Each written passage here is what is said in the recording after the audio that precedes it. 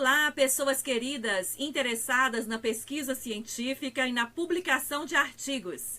No nosso encontro de hoje, nós vamos falar sobre as citações. Na verdade, eu vou produzir alguns vídeos para explicar-lhes melhor como que nós organizamos as citações em um trabalho acadêmico científico.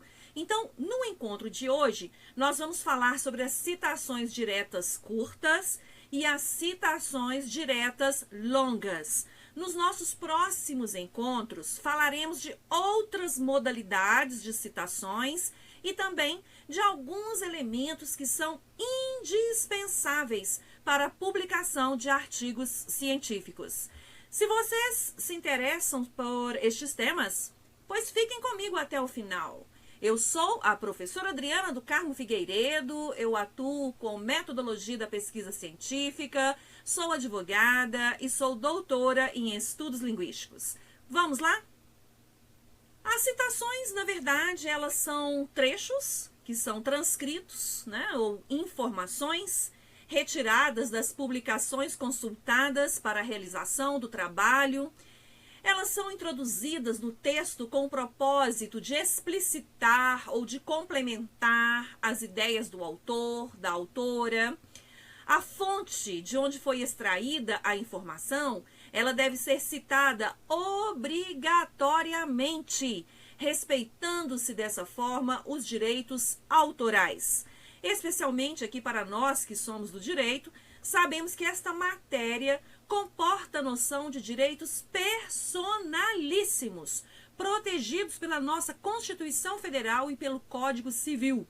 Então é preciso tomar muitíssimo cuidado, gente, com o plágio, com o autoplágio, e é preciso fazer as citações de forma correta. Bom, exige-se então maior rigor na aplicação das normas para citação quando se tratar de publicação técnico-científica. Em caso de publicações ensaísticas ou literárias, permite-se uma apresentação assim mais livre. As citações bibliográficas, como eu tinha falado no início deste vídeo, elas podem ser diretas, que são chamadas de citações diretas, por exemplo, as citações textuais diretas curtas, as citações textuais diretas longas, ou também as citações indiretas, que são chamadas de citações livres. E elas podem aparecer no texto e, dependendo do caso, em notas de rodapé. Em tempo, preciso então explicitar a informação de que todas estas explicações que eu estou oferecendo a vocês foram retiradas de um livro do qual eu gosto muito e eu recomendo realmente como referência de leitura. Eu vou voltar à primeira tela aqui da minha apresentação para mostrar a vocês o livro da Júnia Lessa França e da Ana Cristina de Vasconcelos, o Manual de Normalização de Publicações Técnico-Científicas, ok? Bom, eu estou usando a 10ª edição. Existem outras edições, então as estudiosas, as pesquisadoras fizeram alguns aprimoramentos, algumas atualizações, e eu estou usando então a 10ª edição. Esta, no momento aqui da publicação deste livro, é a edição mais recente, pelo menos a edição que eu tenho conhecimento, como a mais recente. Então, vamos lá. Por isso que eu estou colocando, vocês estão observando, já aqui uma citação, uma referência às autoras em todos os meus slides, porque eles são extraídos deste manual, está bem? Então, agora, gente, nós vamos falar sobre como as citações devem ser representadas no texto, não é?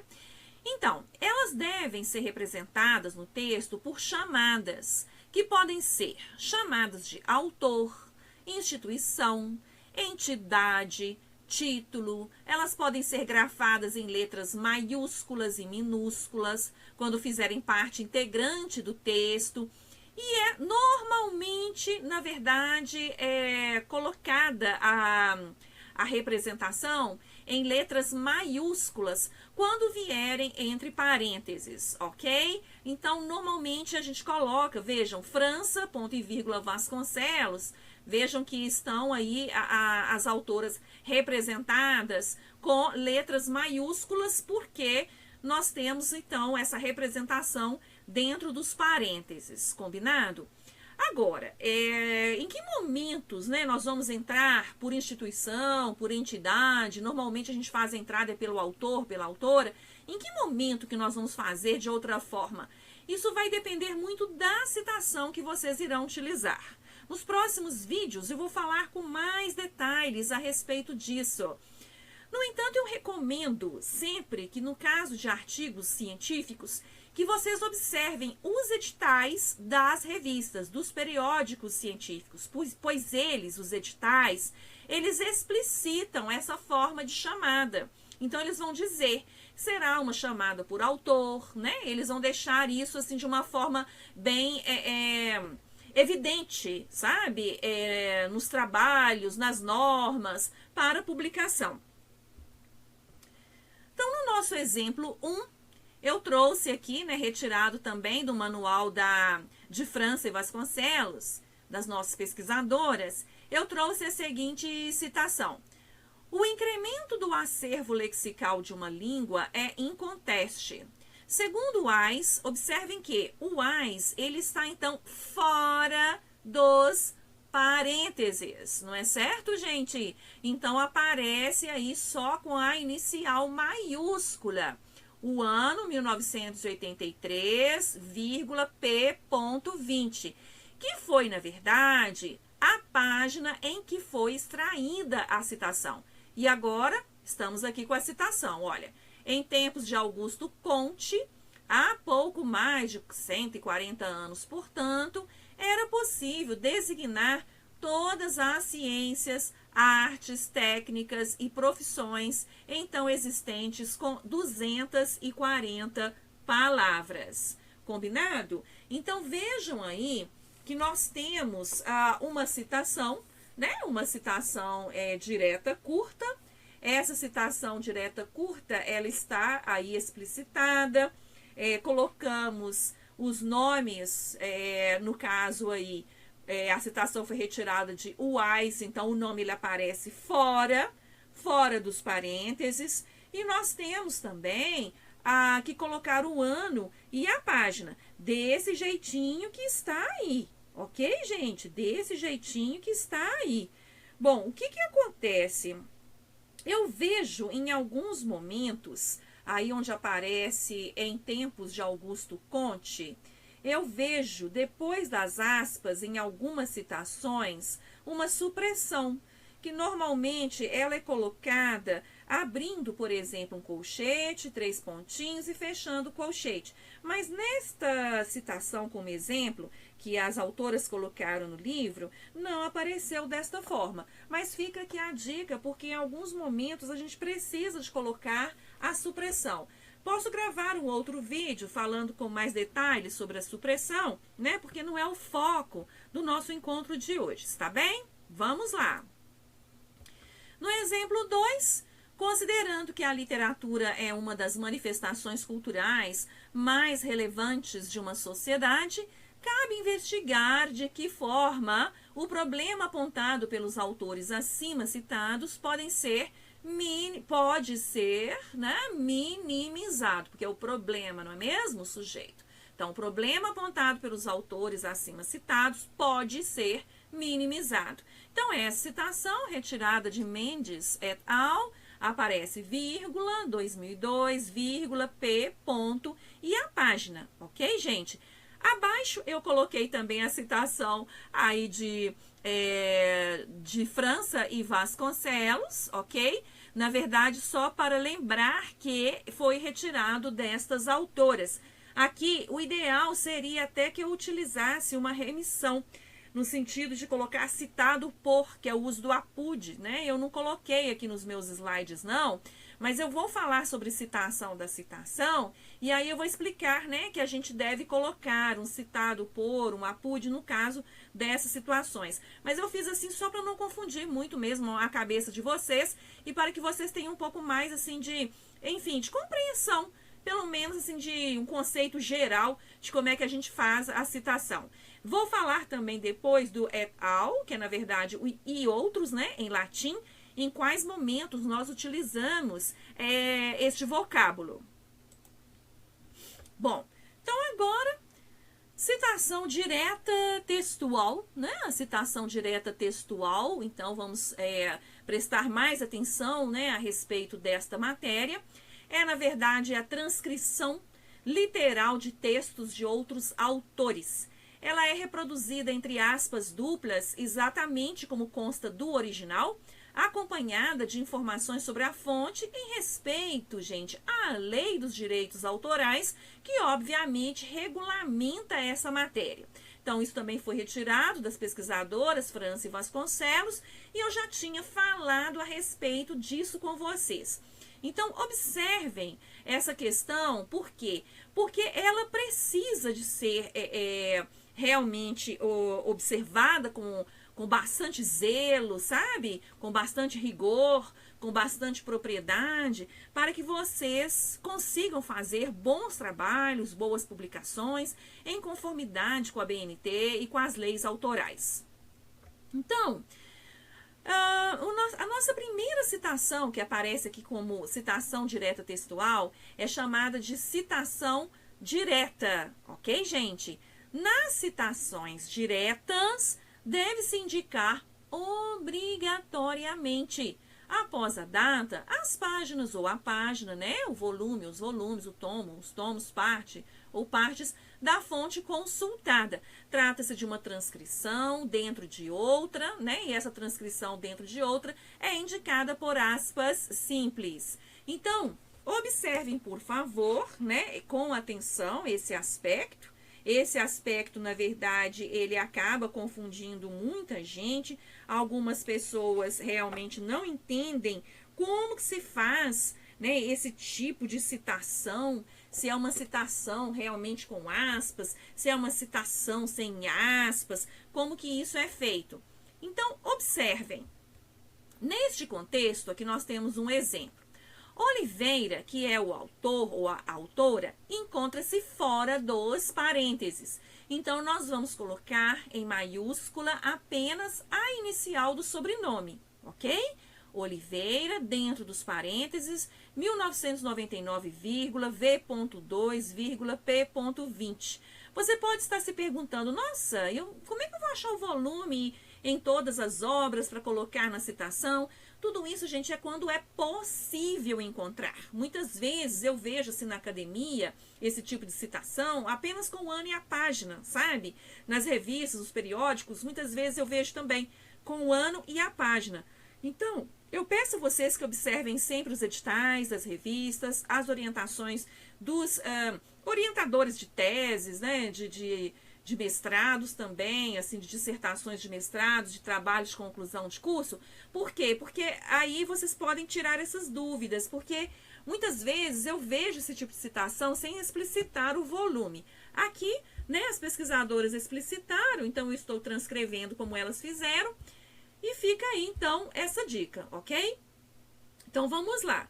Neste contexto, vírgula, Oliveira, dentro dos parênteses, 1999,V.2,P.20, cita a participação da comunidade na gestão escolar como, olha aí, uma revolução cultural de dimensões copernicanas. Então, observem que a citação, ela foi colocada, gente, com essas aspas, justamente porque essa citação tem até 3 linhas. No caso aí, né, 2 linhas. Então, nós precisamos de colocar sim entre as aspas, porque citações de até 3 linhas, elas precisam de ser colocadas justamente entre aspas, ok? Lembre-se disso. As citações curtas são aquelas feitas com até 3 linhas, inseridas dentro de um texto. Combinado, gente? Vamos lá. Então, para reforçar, Citações curtas são citações de até 3 linhas inseridas no texto, entre aspas duplas. As aspas simples, na verdade, servem para indicar uma citação no interior da citação. Ok, gente? Então, isso é muito importante também, porque ela vai acontecer em alguns momentos. As aspas simples, elas vão indicar uma citação no interior da citação, né? E aí as aspas duplas, elas vão acontecer nesse tipo de circunstância. Por exemplo, olha, aqui as pesquisadoras, elas trouxeram o seguinte, ó. A inconfidência é uma falta de fidelidade para com alguém, particularmente para com o soberano ou o Estado. Vocês viram? Então, nós temos aí um tipo de citação. Nessa citação, ela foi feita. Observem que Ferreira apareceu neste original sem as palavras todas, sem as letras todas em maiúsculas, o que me chamou muito a atenção, mas eu peguei inclusive a edição atualizada aqui do manual, e a edição atualizada, ela está dessa forma mesmo. Ela está sem as palavras, sem as letras, gente, em caixa alta, sem as letras em maiúscula. Eu estou me referindo à palavra Ferreira, que deveria vir com as letras em maiúsculas. No entanto, gente, eu venho encontrando em vários periódicos científicos esse tipo de citação também, colocando dentro dos parênteses as letras em minúsculas, só a inicial em maiúscula. Então, aí você pode até ficar um pouco confuso e falar, então como é que eu faço? Como regra geral, gente, utilizem sempre as letras dentro dos parênteses. Eu falo das letras referentes ao sobrenome do autor ou ao sobrenome da autora. Utilizem caixa alta com letras maiúsculas, está bem? Se a revista ou periódico científico nos editais disser que você pode colocar, que você deve colocar só a inicial maiúscula, aí você vai obedecer. Eu vejo também que isso acontece em algumas circunstâncias. Aí ela coloca 1970 e não tem o restante, tem uma supressão, porque provavelmente não foi possível fazer, né, a explicitação completa do ano. Já aí está indicado uma relação. Alguém não foi fiel a alguém, ok? Então, eu retirei também das pesquisadoras França e Vasconcelos. Está aí na página 128 do manual, indicado no início deste vídeo. Então, agora, vamos falar sobre as citações longas. Bom, gente, as citações longas são aquelas com mais de 3 linhas. Então, elas devem constituir um parágrafo independente, recuado, normalmente a 4 centímetros da margem esquerda, com tamanho de letra menor do que o utilizado no texto e com espaçamento 1 entre linhas, dispensando as aspas nesse caso. Muito importante isso, porque eu vejo alguns trabalhos de conclusão de curso que os alunos colocam aspas. E a citação longa, ela não tem aspas, gente. A não ser que as aspas estejam em um fragmento dentro da própria citação em que o autor usou essas aspas. Aí eu recomendo que vocês coloquem, né, aspas conforme o original, algo nesse sentido, para que vocês não confundam as citações longas com as citações curtas. O ideal seria ver isso dentro de um texto, porque aí vocês iam ver, por exemplo, o texto, a margem textual, e aí vocês iriam ver também o recuo, né? O recuo, como ele foi feito, a margem esquerda, ficaria talvez mais fácil de identificar, mais evidenciado. Eu penso em gravar um vídeo trazendo alguns exemplos dentro de um texto, porque aí vocês escrevam para mim se vocês querem, porque eu acho que talvez fique um pouco mais compreensível a matéria. Bom, a respeito das citações longas, não é? Aqui nós temos também, digamos, mais um exemplo a respeito, em que as autoras, elas colocaram o seguinte excerto. Quando falamos, usando o que vou chamar, por falta de termo melhor, estilo falado, estamos sujeitos a muitas limitações que não existem no caso da escrita. Precisamos manter a atenção do interlocutor. Não podemos sobrecarregar sua memória nem a nossa. não podemos voltar a apagar o que acabamos de dizer. E assim por diante. Então, essa citação ela foi retirada de Perini, observem, caixa alta, vírgula 1980, vírgula P.61. E, é claro, estou retirando para compor o meu slide de França Vasconcelos, 2019, página 128. Como eu disse, o ideal era até usar aqui o APUD, né, o citado por, mas para não ficar muito confuso, não confundir demais a cabeça de vocês, eu só fiz uma referência realmente aqui, evocando as vozes discursivas das autoras aqui para a minha apresentação. Muito embora, quando eu estiver falando de citação da citação, aí eu vou explicar melhor como que a gente faz isso, né? Utilizando aí o APUD, o citado por, enfim, a forma correta de se fazer esse tipo de remissão. Gente, esta é a principal referência da apresentação de hoje. Então, nós temos aí a obra Manual para a Normalização de Publicações Técnico-Científicas, da Júnia Lessa França, da Ana Cristina de Vasconcelos, que eu recomendo muitíssimo. Espero que vocês tenham aprendido algo sobre as citações. Temos ainda que discutir muito sobre essa matéria. E, bom, fiquem comigo. Até o próximo encontro. Um abraço e até breve.